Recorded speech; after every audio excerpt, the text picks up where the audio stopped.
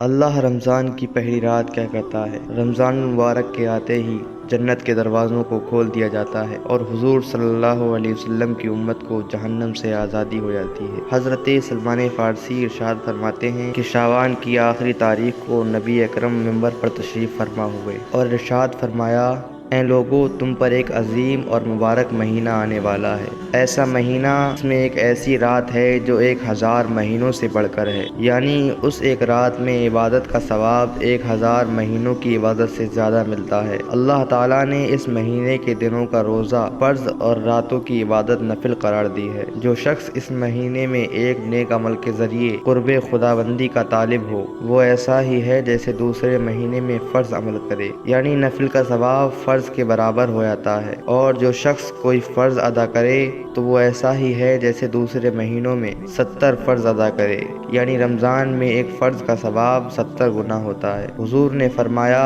اے لوگو، یہ صبر کا مہینہ ہے اور صبر کا بدلہ جنت ہے، اور یہ لوگوں کے ساتھ مواسات اور خیر خواہی کا مہینہ ہے۔ اس مہینے میں مومن کا رزق بڑھا دیا جاتا ہے۔ جو آدمی اس مبارک مہینے میں کسی روزہ دار کو افطار کرائے، اس کے گناہ معاف کر دیے جاتے ہیں، اسے جہنم سے آزادی کا پروانہ ملتا ہے، اور روزے دار کے ثواب میں کمی کیے بغیر افطار کرانے والے کو بھی اسی کے بقدر ثواب ملتا ہے۔ یہ سن کر صحابہ نے عرض کیا، یا رسول اللہ، ہم میں سے ہر آدمی اپنے اندر وسعت اور طاقت نہیں رکھتا کہ دوسرے کو افطار کرائے اور اس کے ثواب سے بہرےآب ہو۔ رحمت دو عالم صلی اللہ علیہ وسلم نے ایسا جواب دیا جس سے ان کی مایوسی خوشیوں میں بدل گئی۔ آپ نے ارشاد فرمایا، اللہ تبارک و تعالیٰ یہ انعام ہر اس شخص پر کرتا ہے جو کسی بھی روزے دار کو ایک گھونٹ دودھ پلائے یا ایک کھجور کھلائے، حتیٰ کہ ایک گھونٹ پانی پلا کر بھی افطار کرا دے۔ ہاں، جو شخص روزہ دار کو پیٹ بھر کھلائے تو اللہ رب العزت قیامت کے دن میرے حوض کوثر سے ایسا پانی پلائے گا جس سے کبھی پیاس نہ لگے گی، یہاں تک کہ وہ جنت میں ہمیشہ کے لیے داخل ہو جائے گا۔ پھر حضور نے فرمایا، یہ ایسا مہینہ ہے جس کا پہلا عشرہ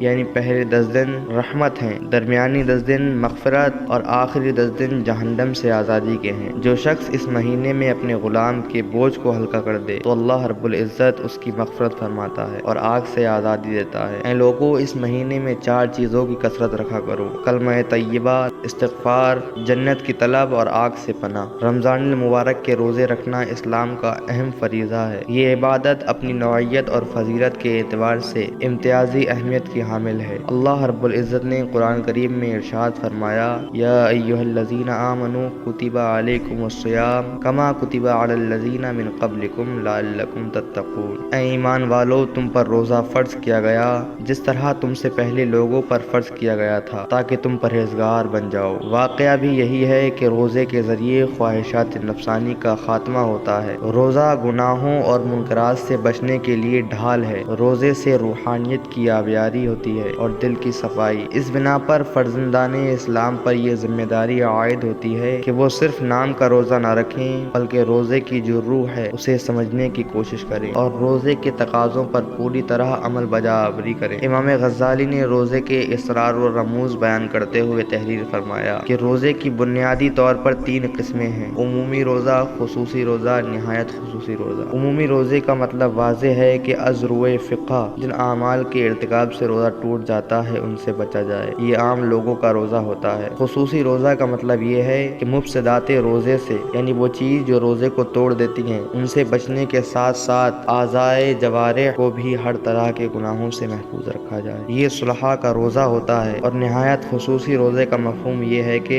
ظاہری و باطنی مفسدات سے بچنے کے علاوہ دل کو غیر اللہ کے ساتھ مشغول ہونے تک سے محفوظ رکھا جائے۔ یہ درجہ حضرات انبیاء، صدیقین اور مقربین بارگاہ کو حاصل ہوتا ہے۔ ہمیں بھی کوشش کرنی چاہیے کہ ہم اعلیٰ درجے کے روزے داروں میں اپنا نام شمار کرائیں تاکہ صحیح معنی میں روزے کے فوائد اور منافع سے بہریاب ہوں۔ اس لیے خاص کر روزے کی حالت میں بد نظری، جھوٹ، غیبت، غصہ، گالم گلوچی اور گانے وغیرہ سننے سے اپنے آپ کو بچانا چاہیے۔ ایک روایت میں حضور سرور دو عالم صلی اللہ علیہ وسلم کے زمانے میں دو عورتوں نے روزہ رکھا تو دن کے آخر میں ان کو سخت پیاس اور بھوک لگنے لگی اور اتنی حالت خراب ہوئی کہ جان نکلنے کا خوف ہو گیا۔ انہوں نے حضور سے افطاری کی اجازت طلب کرنے کے لیے ایک آدمی کو بھیجا تو آپ صلی اللہ علیہ وسلم نے ان کے پاس ایک پیالہ بھیجا کہ وہ دونوں اس میں قے کر دیں۔ یہاں تک کہ ایک نے قے کی تو آدھا خون اور آدھا تازہ گوشت نکلا، اسی طرح دوسری نے بھی اس میں قے کر دی، یہاں تک کہ پیالہ بھر گیا۔ لوگوں کو تعجب ہوا۔ اس پر حضور صلی اللہ علیہ وسلم نے ارشاد فرمایا کہ ان دونوں عورتوں نے حلال چیز سے روزہ رکھا اور حرام پر افطار کیا۔ یہ دونوں بیٹھی لوگوں کی غیبت کرتی رہیں، یہ خون اور گوشت اسی غیبت کا مظہر ہے۔ ذرا غور فرمائیں، کیا آج ہمارا روزہ واقعی ان خرابیوں سے محفوظ رہتا ہے؟ واقعہ یہ ہے کہ روزہ رکھ کر بظاہر ہمارے معمولات اور مشاغل اور عادات کو کوئی تغیر نہیں آتا۔ سوچنے کا مقام ہے کہ کیا ہم ان کوتاہیوں کے باوجود اپنے کو رحمت خداوندی کا مستحق قرار دے سکتے ہیں۔ کاش رمضان کی برکت سے ہم پوری طرح مستفید ہو سکیں اور تقوی کی سعادت حاصل کر سکیں۔ اللہ رب العزت ہمارا حامی و مددگار ہو۔